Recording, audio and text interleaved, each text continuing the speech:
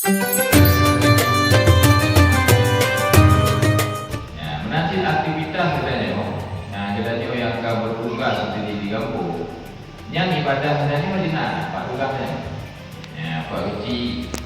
Yang bila banyak menjalani tugasnya sebagai pimpinan kampung dengan baik, ya, hanya menjalani, banyak hanya bermain, hanya olah-olah itu, tapi setulusnya, artinya mengerjakan tugas pemerintahnya dengan baik, hanya korupsi, hanya pungli, dan banyak amanah, dia tugas yang keamanahkannya, dan jadi ibadah.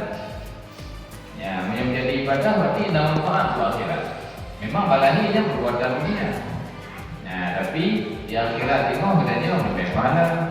Nah, dalam dunia katanya oke, dipandang baik, artinya anak cerdas, katanya menjalankan tugas dengan baik. Di akhirat katanya anak umat. Nah, tapi katanya dalam dunia kan makmum dalam dunia. Di akhirat itu kau boleh diiman. Nah, jatuh dalam surga dia boleh ditiang aku. Ya, mungkin terlihat ya, lain kalau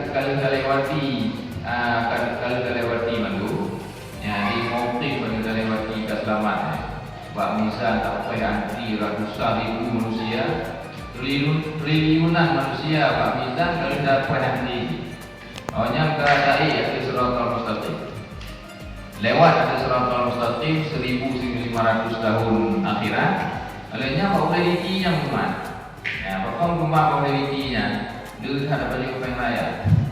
Ya, dia tak korupsi yang dalam ini, dia tak ada ciok penggo. Olehnya ada amanah hanya dalam tugas. Padahal dia juga dipundakkan sebagai penasun bawahan pemerintah untuk menjalankan tugas negara, tugas pemerintahan. Tapi dia hanya amanah.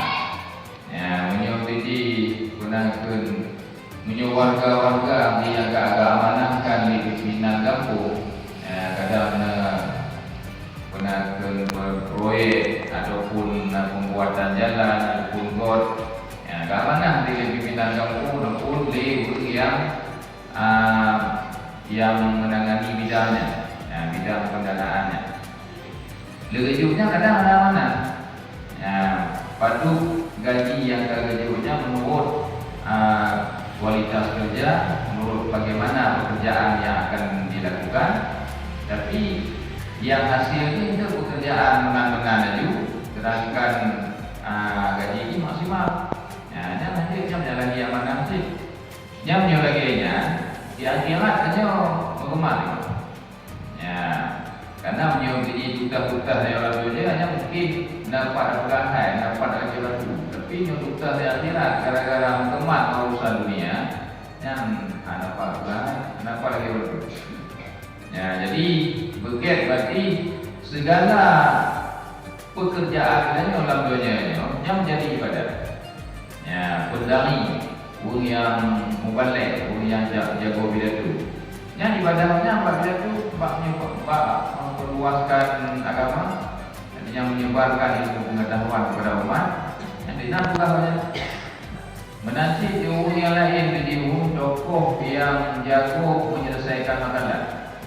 Yang bila ada masalahnya, utamanya yang beda juga orang kaya, beda juga orang lain yang hanya ide pernah, yang tak makan pulau. Jatah minum itu dari minum satu gara-gara banyak yang tepat, tadi leh, yang kamar perang, selesai pada lagi. Ya, gara-gara banyak hanya menjalankan tugas dengan baik. Ya, jadi yang kedua berarti segala pekerjaan kita dalam dunia ibadah.